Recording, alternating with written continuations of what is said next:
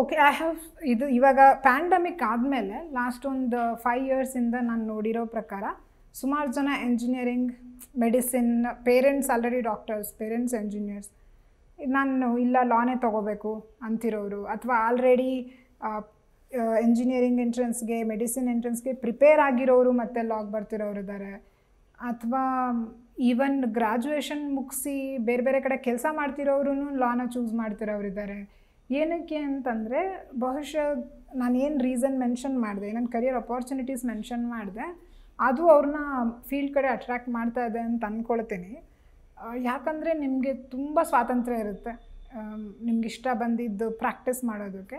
ಅದ್ರ ಜೊತೆಗೆ ತುಂಬ ಅಪಾರ್ಚುನಿಟೀಸ್ ಇದೆ.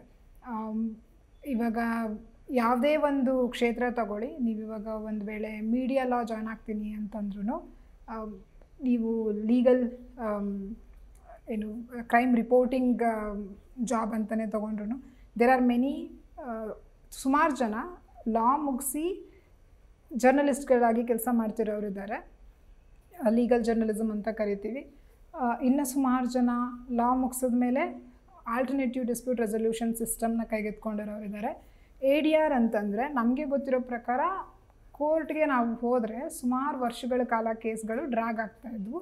ಈಗಲೂ ಹಾಗೆ ಇದೆ ಸಿಚುವೇಶನ್. ಸೊ ಅದಕ್ಕೆ ಏನು ಮಾಡಿದ್ರು ಅಂತಂದರೆ, ಎಲ್ಲ ಪೆಟಿ ಕೇಸ್ಗಳೂ ಕೋರ್ಟಿಗೆ ಬರೋ ಬದಲು ಏನೇನು ಕೇಸ್ಗಳು ಕೋರ್ಟಿಂದ ಹೊರಗಡೆ ಇತ್ಯರ್ಥ ಆಗ್ಬೋದು, ಮೀಡಿಯೇಷನ್ ಮೂಲಕ, ಆರ್ಬಿಟ್ರೇಷನ್ ಮೂಲಕ, ಮಧ್ಯವರ್ತಿಗಳ ಮೂಲಕ, ಅದು ಹೊರಗಡೆನೇ ಡಿಸೈಡ್ ಆಗಲಿ ಅನ್ನೋ ರೀಸನ್ಗೆ ಆಲ್ಟರ್ನೇಟಿವ್ ಡಿಸ್ಪ್ಯೂಟ್ ರೆಸಲ್ಯೂಷನ್ ಸಿಸ್ಟಮ್ ಅಂತ ಒಂದು ಇಂಟ್ರಡ್ಯೂಸ್ ಮಾಡಿದ್ದಾರೆ. ಅದ್ರ ಪ್ರಕಾರ ಅದ್ರದ್ದು ಏನು ಡಿಸ್ಕಷನ್ ನಡೆಯುತ್ತೆ, ಅದ್ರದ್ದೇನು ಫೈನಲ್ ಜಡ್ಜ್ಮೆಂಟ್ ಬರುತ್ತೆ, ನಾವೇನು ಡಿಸೈಡ್ ಮಾಡ್ತೀವಿ ADR ಮೂಲಕ, ಅದಕ್ಕೆ ಸಿವಿಲ್ ಕೋರ್ಟ್ ಜಡ್ಜ್ಮೆಂಟ್ ಅಷ್ಟೇ ವ್ಯಾಲ್ಯೂ ಕೂಡ ಇರುತ್ತೆ.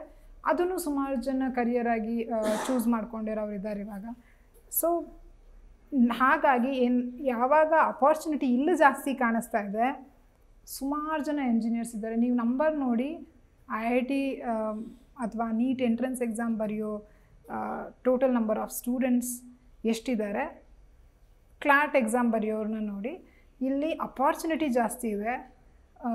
ಎಂಟ್ರೆನ್ಸ್ ಎಕ್ಸಾಮ್ಗೆ ಎಂಟರ್ ಆಗ್ತಿರೋರು ಇರ್ಬೋದು, ಲಾನ ಕರಿಯರಾಗಿ ಸೀರಿಯಸ್ ಆಗಿ ತೊಗೊಳ್ತಾ ಇರೋರ ಸಂಖ್ಯೆ ಕಡಿಮೆ ಇರೋದ್ರಿಂದ ದೇನೋ ಇಲ್ಲಿ ಸ್ವಲ್ಪ ಕಡಿಮೆ ಕಾಂಪಿಟೇಷನ್ ಇದೆ, ಜಾಸ್ತಿ ಅಪಾರ್ಚುನಿಟೀಸ್ ಇದೆ ಅನ್ನೋ ರೀಸನ್ಗೆ ಜನ ಏನು ಮಾಡ್ತಾ ಇದ್ದಾರೆ, ಬೇರೆ ಎಲ್ಲ ಕ್ಷೇತ್ರಗಳಿಂದ ಈ ಕಡೆ ಬರ್ತಿರೋರು ಇದ್ದಾರೆ ಅಂತ ಅನಿಸುತ್ತೆ. ಹಾಗಾಗಿ ಇವಾಗಲೇ ನೀವೇನಾದರೂ ಡಿಸೈಡ್ ಮಾಡಿದ್ರು, ನಾನು ಲಾಯರ್ ಆಗಬೇಕು, ನಾನು ಅಡ್ವೊಕೇಟ್ ಆಗಬೇಕು, ಅಥವಾ ನಾನು ಈ ಫೀಲ್ಡಲ್ಲಿ ವರ್ಕ್ ಮಾಡಬೇಕು ಅಂತ, that is a right choice. ಅದಕ್ಕೆ ನೀವು ತಯಾರಿದ್ದರೆ, ನೀವೆಲ್ಲ ಚಾಲೆಂಜಸ್ ತಗೊಳ್ಳೋದಕ್ಕೆ, ಯಾವ ಥರದ ಚಾಲೆಂಜಸ್ ಅಂದರೆ, ನಾನು ಹೇಳಿದ ಪ್ರಕಾರ ನಿಮ್ಗೆ ನ್ಯೂಸ್ ಇಷ್ಟ ಇಲ್ಲ ಅಂತಂದ್ರೂ ನ್ಯೂಸ್ ಓದಬೇಕು, ನ್ಯೂಸ್ ಫಾಲೋ ಮಾಡಬೇಕು, ಓದೋದು ಇಷ್ಟ ಇಲ್ಲ ಅಂದ್ರೂ ಓದೋದಕ್ಕೆ ಪ್ರಾರಂಭ ಮಾಡಬೇಕು, ಗಣಿತ ಇಷ್ಟ ಇಲ್ಲ ಅಂದ್ರೂ ಇಷ್ಟಪಟ್ಟು ಫಾಲೋ ಮಾಡೋದಕ್ಕೆ ಶುರು ಮಾಡಬೇಕು. ಇದು ಬೇಸಿಕ್ಸ್. ನೀವು ಇದು ಮಾಡಿ ಒಳ್ಳೆ ಅಡ್ವೊಕೇಟ್ ಅಥವಾ ಒಳ್ಳೆ ಲಾಯರ್ ಆಗ್ಬೋದು.